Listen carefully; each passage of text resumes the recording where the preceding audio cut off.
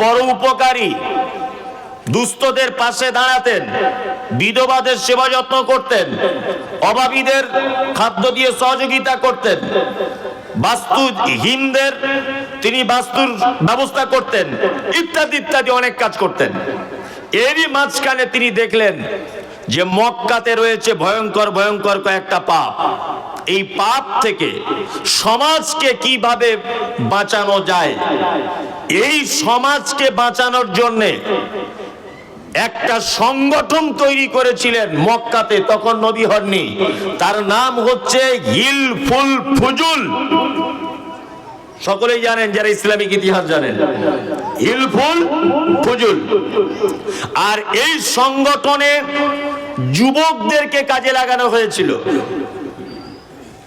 Number 3, আল্লাহ নবী সাল্লাল্লাহু আলাইহি ওয়াসাল্লাম ঐক্যবদ্ধভাবে যুবক ইয়াং জেনারেশনদেরকে নিয়ে সমাজ থেকে মদ উৎখাত করতে চেয়েছিলেন, ব্যভিচার উৎখাত করতে চেয়েছিলেন, সুদ উৎখাত করতে চেয়েছিলেন, গোত্রীয় ঝামেলা উৎখাত করতে চেয়েছিলেন। আর এরই মাঝখানে মক্কা থেকে 7-8 কিলোমিটার দূরে একটি পাহাড় ছিল, তার নাম জাবালে নূর। আমি কিছুদিন আগে দেখে এসেছি খোদ ওইখানে গিয়ে। যে পাহাড় তার নাম জাবালে নূর। আর যে গুহাতে আল্লাহ নবী সাল্লাল্লাহু আলাইহি ওয়াসাল্লাম আল্লাহ ধ্যান করতেন তার নাম হচ্ছে হীরা। হাজী সাহেবরা জানেন যে মাটির নিচে থেকে উপরের দিকে তাকালে একটা একটা মানুষকে মনে হচ্ছে 1 বিঘা বা 1 হাত করে সাইজ, এত উঁচু সেই জায়গাটায়। এই জায়গাটাতে আল্লাহ নবী সাল্লাল্লাহু আলাইহি ওয়াসাল্লাম আল্লাহ ধ্যান করতেন।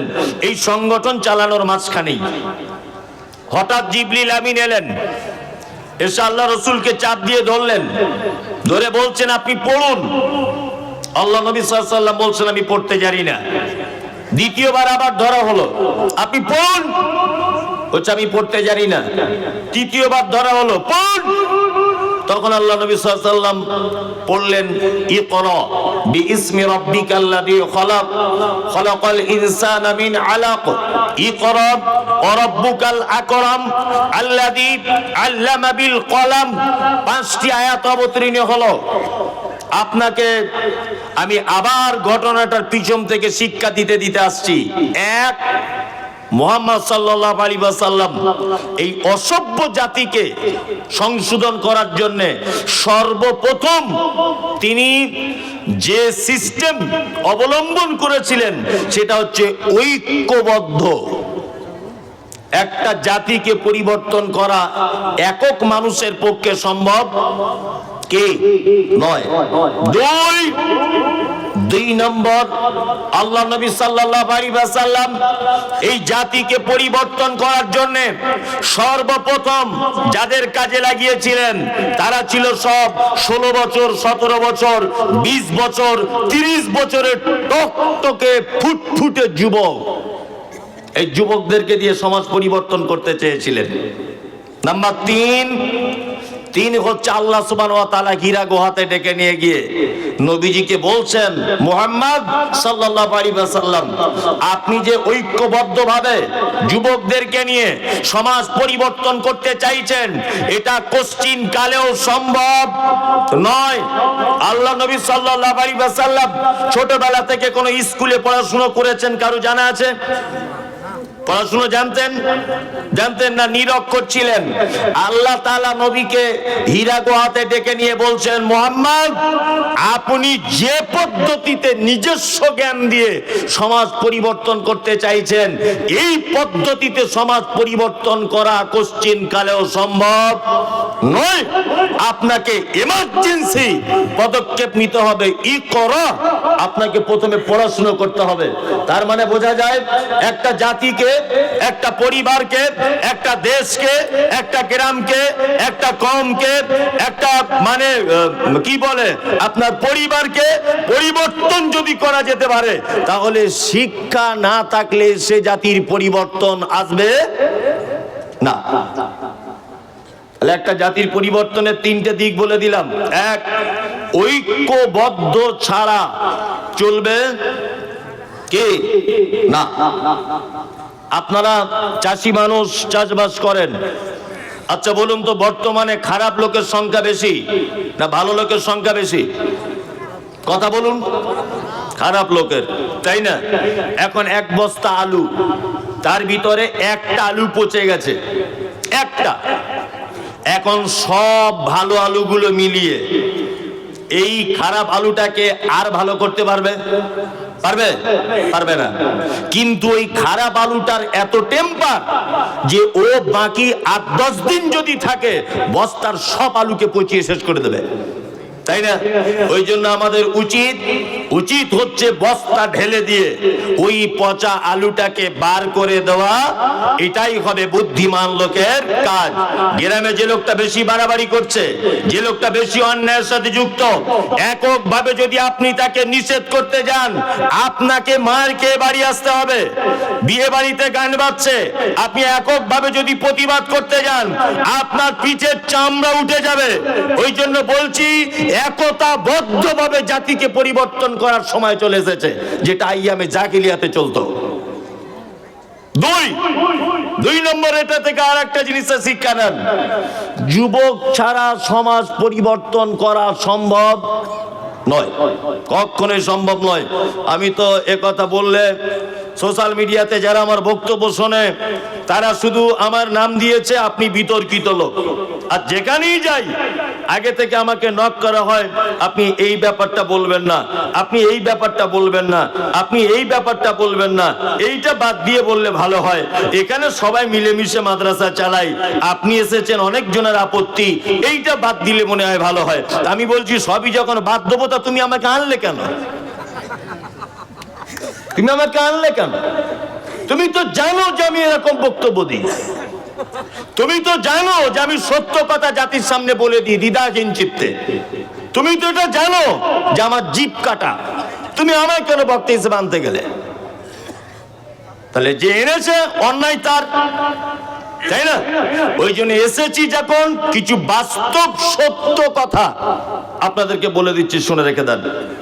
বর্তমান মুসলিমদের সামাজিক যত কাজ আছে, মাদ্রাসা বলুন, মসজিদ বলুন, আমি এই কথাই বছরে সব জায়গায় বলবো, এটা নিয়ত করেছি, সব জায়গায় মসজিদ বলুন, মাদ্রাসা বলুন, ঈদগাহ বলুন, আপনার কবরস্থান বলুন, জলসা বলুন, কোন জায়গাতে সফলতা আসছে না, কোন জায়গাতে সফলতা নেই। আপনাদের এই গ্রামের মাদ্রাসার বয়স কত? 105 বছর, 119, আর 19 বাদ দেন, 100 বছর ধরুন, 100, তাই না? আচ্ছা, এই 100 বছরে এই মাদ্রাসার জন্ম, এই 100 বছরে আপনি এখান থেকে রেজাল্ট হিসেবে কি পেয়েছেন? 100 বছর আপনি যে অর্থ দিয়েছেন, এর থেকে আপনি কি পেয়েছেন?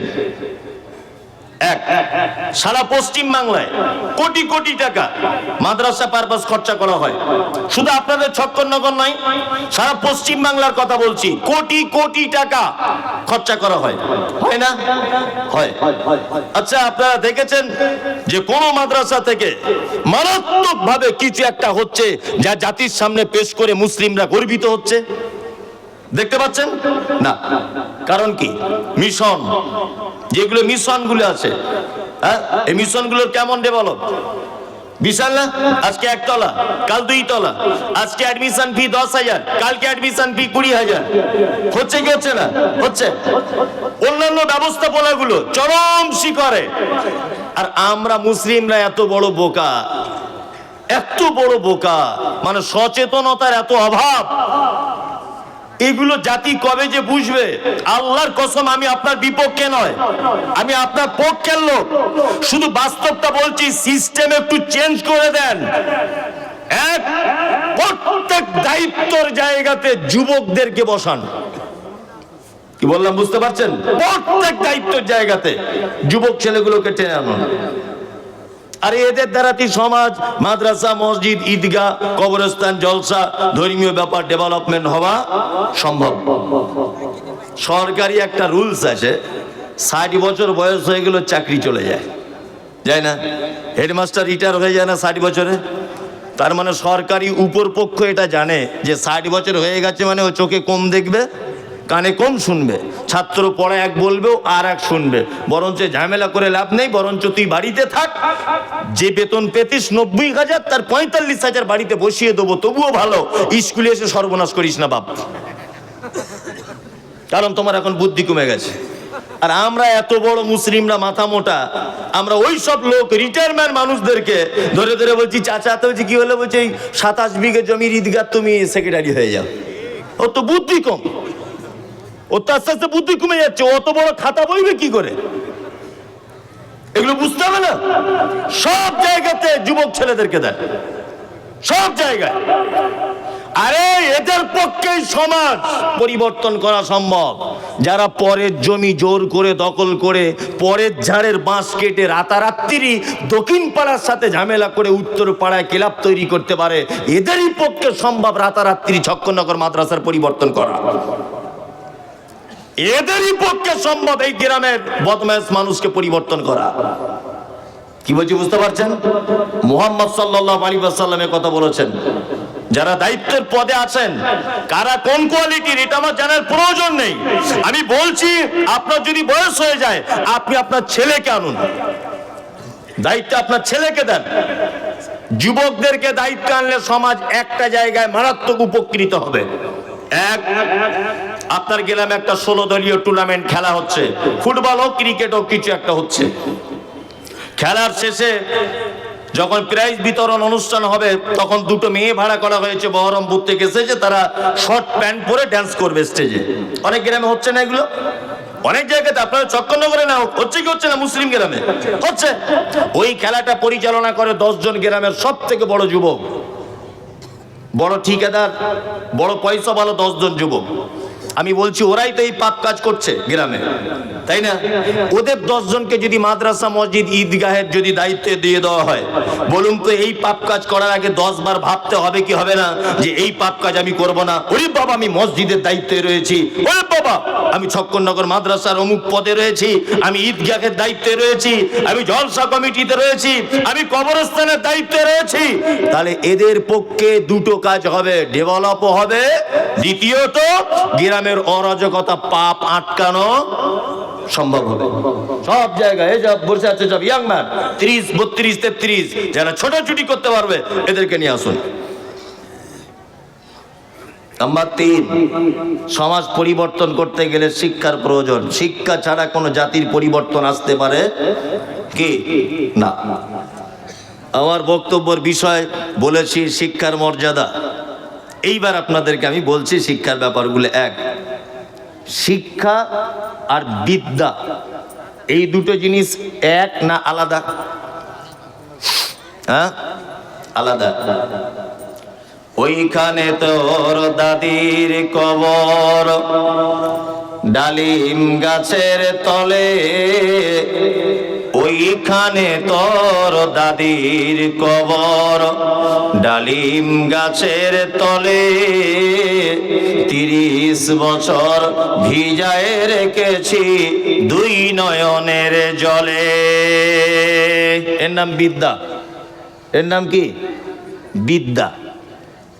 একটা বুড়ো লোক তার পোতাকে হাতে নিয়ে যাচ্ছে, যেতে যেতে বলছে দেখ ওই তোর দাদির কবর ডালিম গাছের তলায়, তো দাদিকে খুব ভালোবাসতাম আমি, আজ 30 বছর আগে মারা গেছে, কেঁদে কেঁদে চোখে ঘা হয়ে গেল আমার। আচ্ছা বলুন তো ওর বউ মরে গেছে, তা এইটা আমার ছেলে স্কুলে পড়ে আমার ছেলের কাজ কি? এতে আমার বেটার কোনো উপকার আছে? আছে? নেই। আমরা ছোটতে কবিতা পড়েছি ক্লাস 5-এ, অজয়ের ভাঙনেতে করে বাড়ি ভঙ্গ, তবু নীতি নীতি ঘেরি নব নব রঙ্গ, চায় নাই কুঞ্জে ছেড়ে যেতে মন যে, কোথা পাবো একসাথে এত সাধু সঙ্গ। কুমুদ রঞ্জন মল্লিকের লেখা, পল্লী কবি, বর্ধমানে বাড়ি, অজয় নদীর পাড়ে। তা উনি কবিতায় প্রকাশ করতে চাইছেন যে অজয় নদীর পাড়ে আমার বাড়ি। প্রত্যেক বছরে যখন বর্ষার দিনে নদীতে বান আসে আমার বাড়ি ঘর সব ভেঙে যায়, তবুও গ্রামের পরিবেশ, গ্রামের আবহাওয়া, পাখিদের কুহু কুহু ডাক, গোধূলির শব্দ, চাষিদের মানে কিল কিল করে হাসা, আর সকালবেলাতে মৃদু হাওয়া, এই সমস্ত জিনিস আমাকে মানে গ্রামের প্রেমে মুগ্ধ করে রেখেছে। আমার ইচ্ছা হয় না আমি কলকাতাতে যাই, গিয়ে একটা বিশাল বড় ফ্ল্যাটে বসবাস করি, এটা আমার ইচ্ছা হয় না। আচ্ছা বলুন, কবির মনের কথা শুনে তা আমার বেটার কি উপকার হলো? উপকার কিছু হলো? এর নাম বিদ্যা। এর নাম কি? 30 লাইনের কবিতা। ওটা শিখে আমার কি লাভ হলো? কোনো লাভ হচ্ছে? বাড়িতে আমারও একটা ছোট মেয়ে আছে, ওই খিচুড়ি স্কুলে পড়ে, ICDS এ। তা যখন আমি বাড়ি যাই, গিয়ে বলি মা কি শিখলি বলতো, বলছে হাট্টিমা টিম টিম তারা মাঠে পারে ডিম, এক খাড়া দুটি প্রতিদিন হাট্টিমা টিম, তোর কি আর পরিবর্তন কিছু হয় না? তো একদিন রাগ করে ম্যাডামকে গিয়ে বলছি, ম্যাডাম আমার মেয়ে কিছু শিখছে। বলছি ওরে বাবা, সাংঘাতিক ব্যাপার তো, কি শিখেছে? ওই হাট্টিমাটিম টিম। তাই বলছি আচ্ছা ম্যাম, হাট্টিমাটিম মানে কি, ব্যাপারটা বুঝলাম না। বলছে আপনি এত দামি লোক, বক্তা লোক, সারা বাংলার পরিচিত লোক, আপনি হাট্টিমাটিম বোঝেন না? বুঝি না তো। বলছে ওই তারা মাঠে পাড়ে ডিম, তাদের খাড়া দুটি সে ঘোড়ার ডিম, তুমিও বুঝো না, পড়া তো হয় বলে পড়া। আচ্ছা বলুন, একটা পাখি তার দুটো শিখ, সে মাঠে ডিম পাড়ে, এই সব শিখে আমার বেটা বেটির, আপনার বেটা বেটির জীবনের কোনো পরিবর্তন আসবে? আসবে না। এর নাম বিদ্যা। এর নাম কি? বিদ্যা। শিক্ষা কার নাম? শিক্ষা হচ্ছে সেইটা যেটা জানার পরে আপনার ছেলের ভাষার পরিবর্তন হবে, আপনার বেটির রাস্তায় চলার পরিবর্তন হবে, আপনার বেটার খাদ্য রুচির পরিবর্তন হবে, আপনার বেটার চোখের দেখার রুচির পরিবর্তন হবে, আপনার বেটার ভদ্রতার পরিবর্তন হবে, আপনার বেটার কথা বলার একটা এক্সপিরিয়েন্স বাড়বে বা কমবে, কিছু একটা হবে। এর নাম শিক্ষা। শিক্ষা মানে সেটা যেটা মানুষ অর্জন করার পরে তার নিজের শারীরিক, সামাজিক, পারিবারিক, ব্যক্তিগত সমস্ত ব্যাপারে পরিবর্তন ঘটে যাবে। এর নাম শিক্ষা। খুব আস্তে আস্তে করে শুনুন, আমি এখনো মেন জায়গাগুলো যাইনি, দেখবেন কোন দিকে যাব। ওষুধ তো তারপরে আছেই, একজন বুঝতে পেরে গেছে। এক, তাহলে শিক্ষা বলে দিলাম, আর বিদ্যা কাকে বলে দিলাম। নাম্বার 2, শিক্ষা 2 ভাগে বিভক্ত। কয় ভাগে? 2 ভাগে। এক দুনিয়াবি শিক্ষা, আর একটা দিনী শিক্ষা, তাই না? এখন আমরা বেশি কম্পিটিশনে নেমেছি কোনটাতে? দুনিয়াবি। এর পিছনেও মারাত্মক একটা কারণ আছে, কারণ প্রতিটা মানুষ দেখবেন এখন হিসাবি, হিসাব ছাড়া এক পা চলে না, প্রতিটা মানুষ হিসাবি।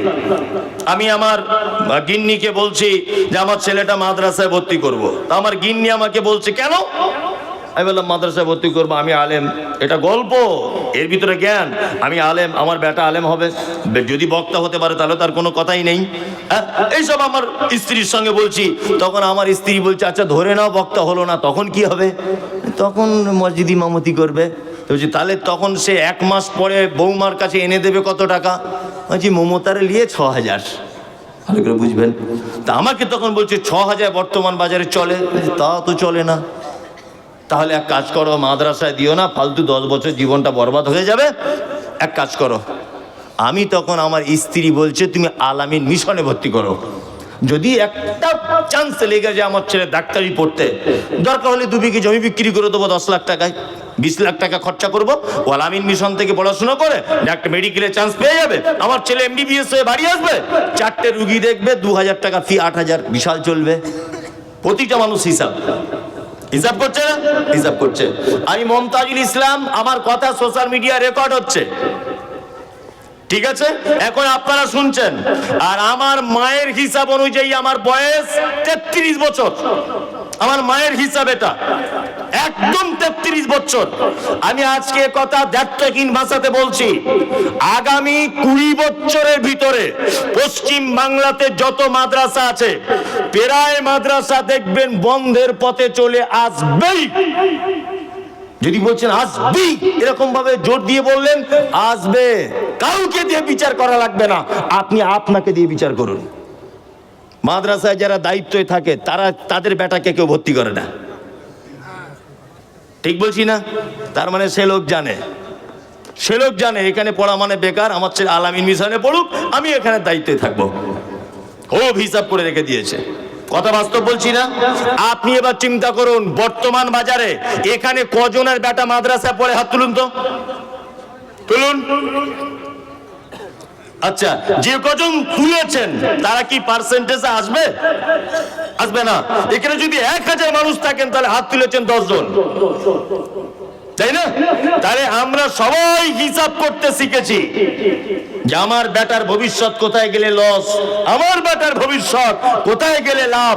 এমন একটা দিন আসছে, আমি তো এটা বলে দিয়েছি আগেও, আজকেও বলছি, যে পশ্চিম বাংলার মাদ্রাসাগুলো বর্তমানে টিকিয়ে রেখেছে ঝাড়খণ্ডের ছাত্ররা আর ঝাড়খণ্ডের মৌলভী সাহেবরা। দেখুন আপনি খোঁজ নিয়ে, যত ছাত্র মাদ্রাসাতে তার 80% ঝাড়খণ্ড বিহারের, বাঙালির খুব কম। কারণ বাঙালি হিসাব করতে শিখেছে, আমার ছেলে মৌলভী হয়ে কত টাকাই বা কামাবে, আমার ছেলে যদি বড় ঠিকাদার হতে পারে এখন প্রত্যেক মাসে 30-40 হাজার, তাই না? তার মানে আগামী এমন একটা দিন আসছে যে আস্তে আস্তে মাদ্রাসা মসজিদের প্রতি মানুষের অনীহা সৃষ্টি হচ্ছে। তার একটা কারণ, আপনি বারবার আপনার বেটাকে আপনি কি করবেন? মসজিদের ইমাম সাহেবের সঙ্গে একবার ভেরিফাই করবেন, আপনি মাদ্রাসার একটা শিক্ষকের সঙ্গে একবার যাচাই করবেন যে আমার ছেলে যদি এই পজিশনে আসে তাহলে ওর বেতন 6000 কি করে চলবে। হিসাব করবো কি করবো না? ওই জন্য বলছি, অন্ততপক্ষে মাদ্রাসা মসজিদে যারা কাজ করে এদের পর্যাপ্ত পরিমাণে বেতন দিতে হবে। কি বললাম বুঝলেন? মাদ্রাসায় পড়াশোনা ভালো হয় না পশ্চিম বাংলাতে, ওই জন্য দেখবেন এখানে পড়ার পরেও চলে যাচ্ছে ছাত্র উত্তরপ্রদেশে। ভালো করে বুঝবেন, পশ্চিম বাংলার ছাত্ররা, আনারুল হক ফাইজি নাম শুনেছেন? জানেন তো? ও পড়াশোনা করেছে কোথায়? জামিয়া ফাইজিয়ামে। আব্দুল্লাহ সালাফি নাম শুনেছেন?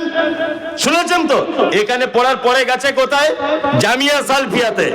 আপনাদের গ্রামে একজন আছে বোখারি, ওর বাড়ি এই গ্রামে ছক্করনগরে, কিন্তু ওর টাইটেল বোখারি, তার মানে ও পড়েছে কিশোরগঞ্জ থেকে। আপনি কোথায়? ও দাঁড়িয়াবাদ থেকে পড়েছে। তার মানে বোঝা যাচ্ছে যে বেঙ্গলে এইরকম উপযুক্ত মাদ্রাসা নেই যেখানে ছাত্র উপযুক্ত হিসেবে মানুষ হবে। কারণ একটা, কারণ কি বলুন তো? কারণ হচ্ছে প্রত্যেক কোম্পানি দেখবেন তার ম্যানেজার সুপারভাইজারকে তার যেটা প্রয়োজন তার থেকে বেশি বেতন দিয়ে পোষে, যাতে তার ব্রেনে যা বুদ্ধি আছে তার কোম্পানি কি করে ডেভেলপ হবে এই ব্যাপারে তার ব্রেনটা যেন কাজ করে। আর তার পিছন টান থাকলে সে অন্য আর একটা এক্সট্রা কাজ করতে যাবে না। ওই জন্য আমাদের শিক্ষকদের যদি পর্যাপ্ত পরিমাণে সাম্মানিক যদি দেওয়া হয় তাহলে তারা নিজের মন স্থির করে তার নিজস্ব জ্ঞানটা শুদ্ধভাবে ভালো করে ছাত্রকে দিতে পারবে। ওর বেতন 4000, ওর এখন টেনশন, বইয়ের শাড়ি ছিঁড়ে গেছে, ওর পড়াবে ছাত্রকে? ও ছাত্রকে পড়াবে? বলছে আমাদের ইমাম সাহেবের নামাজে খুব ভুল হয়। এমনি তো ভুল হবে, ওর ভুল হওয়া ফরজ। ওতে এমনিতে ভুল হবে, ওর ইমাম সাহেবের নামাজে ভুল হবে না? 3500 টাকা বেতন দিয়ে বলছে ভুল হয়ে যাচ্ছে বারবার। তুমি আর কত ভালো নিবে এর থেকে? আমি ওই হুগলিতে একবার ইমামতি করেছিলাম, বুঝলেন তো? ইমামতি করেছি তো একজন মাস্টার মশাই, উনি মসজিদের দায়িত্বে ছিলেন। আমার বেতন ছিল 2800। তা আমি গিয়ে বলতাম যে মাস্টার মশাই বাড়ি যাওয়া আসায় 300 টাকা খরচা হয়ে যায়, আর কিছু অন্তত বাড়ান। তখন প্রথম ফারাক হয়ে এসেছি। তা বলছে না, আপনাদের টাকায় বরকত হয়। বাহ, ভালো বুদ্ধিতে, শর্টকাটের বুদ্ধি নিয়ে ওর বেটা চাকরির পরীক্ষা দিয়েছে, একদম বাস্তব চাকরি পরীক্ষা দিয়েছে, আর আমাকে 200 টাকা দিয়ে বলছে মৌলভী সাহেব একটু দোয়া করবেন যাতে চাকরিটা না আটকায়। আমি দোয়া করে দিয়েছি, যা করেছি মনের ব্যাপার। মাস্টার সামনে ডাইরেক্ট বলে দিয়েছি, আল্লাহ আপনার ছেলে চাকরি দিক, তবে বেতন যেন আমার মতো হয়। তখন মাস্টার বলছে কেমন দোয়া করলেন? আচ্ছা কেন? আমার যদি 2800 টাকায় চলে আপনার বেটা চলবে না কেন? বলছে না, আপনাদের বরকতের টাকা। তাহলে এক কাজ করবেন, আপনার ছেলের প্রথম বেতনটা আমার সঙ্গে পাল্টাপাল্টি করবেন, বরকতেরটা আপনি নেবেন, কেমন হবে? জি, শিক্ষা দুই রকমের, একটা দ্বীনি একটা দুনিয়াবি, তাই না? চলুন এইবার আপনাকে বলছি, দুনিয়াবি শিক্ষা এতক্ষণ বললাম, এইবার আপনাকে দ্বীনি শিক্ষার একটু বলে দিই। আল্লাহ নবী বললেন একজন কোরআনের হাফেজকে বলা হবে তুমি কোরআনের একটা আয়াত তেলাওয়াত করো, আল্লাহ ডেকে বলবে তুমি কে? না আমি কোরআনের হাফেজ। কোরআন তেলাওয়াত করো, ও তেলাওয়াত করবে আলহামদুলিল্লাহি রাব্বিল আলামিন।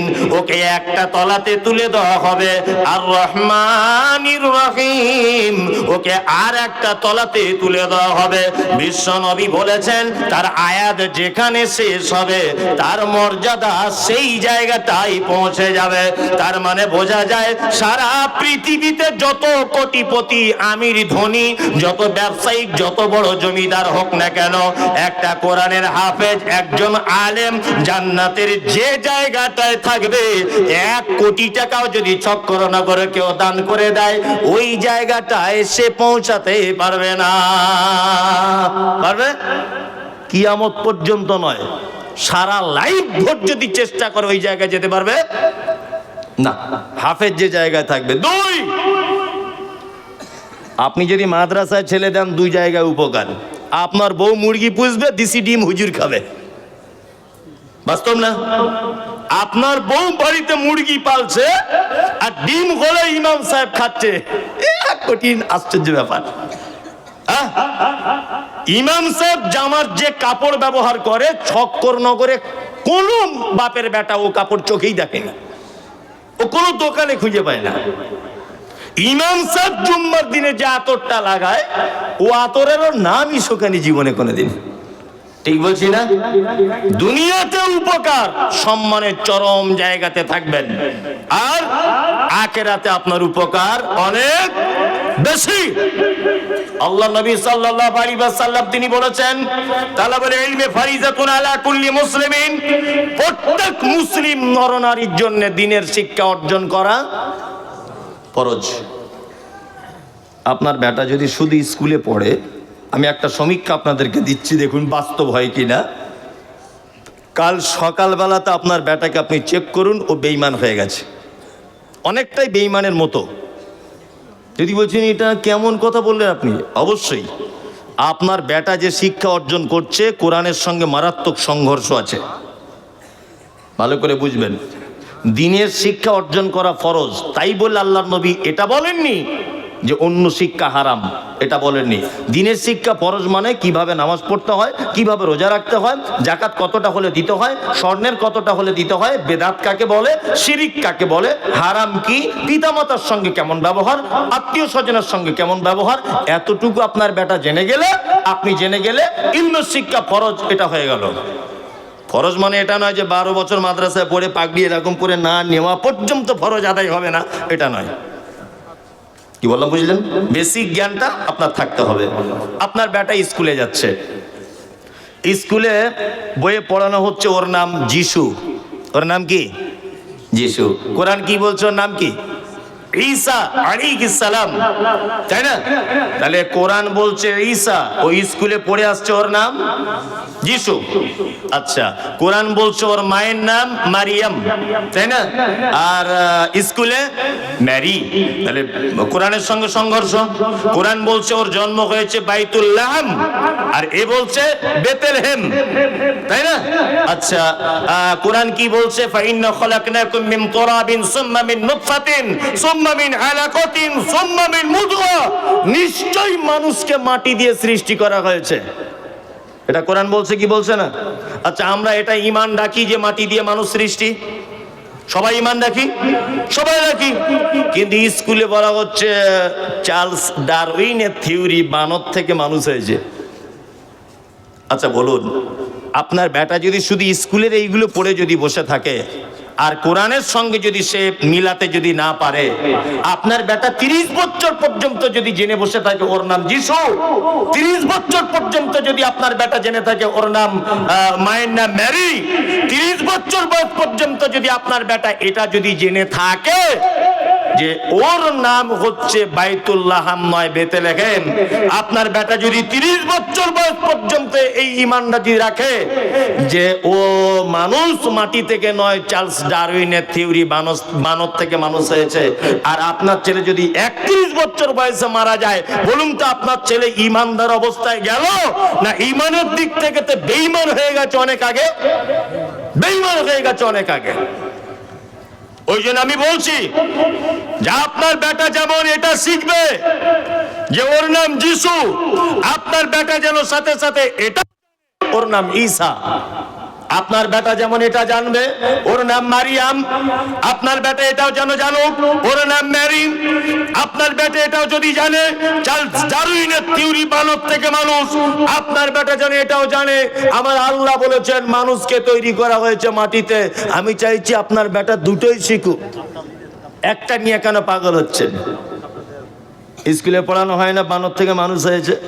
মাঝে সাঝে এগুলো হাসি পায়, আর মানে ভাবি যে 2024 সালে হেডমাস্টার এটা পড়ায় কি করে? সবার তো একটা নিজস্ব জ্ঞান বুদ্ধি বলে একটা জিনিস থাকে, থাকে না? থাকে। আমি মমতাজুল ইসলাম, বাড়িতে আমার একটা দেশি গরু আছে, দেশি গরু। তা আমার গিন্নি বলছে আমাদের দেশি গরু অনেকদিন আছে, তো একটা জার্সি গরু খোঁজ করো না, দুধ বেশি হয়। তা আমি ডাক্তার শ্যামল ব্যানার্জিকে বললাম যে একটা জার্সি গরুর ইঞ্জেকশন দাও তো ভাই, আমার গরুটা যখন হিটে আসবে। তা ও জার্সি গরুর ইঞ্জেকশন দিয়েছে। বলুন তো জার্সি গরুর বাছুর পাওয়া সম্ভব না অসম্ভব? দেশি গরুর পেট থেকে জার্সি গরুর বাছুর পাওয়া সম্ভব না অসম্ভব? সম্ভব। আপনাদের এখানে হয় না? হয়, ইঞ্জেকশনের বাছুর হয়। তা জার্সি গরুর বাছুর হয়েছে। তা আমার মেয়েটা ছোট, তা ও খেলছে আর বলছে আব্বু একটা হরিণের বাচ্চা কিনে দাও না আব্বু। রে পাগলি, হরিণের বাচ্চা কি কিনতে পাওয়া যায়? বিড়ালের বাচ্চা হলে তবুও নয়, কলকাতা টালার হাটে গেলে পাওয়া যাবে, পাখি বললে পাওয়া যাবে, আরে হরিণের বাচ্চা পাবো কোথায়?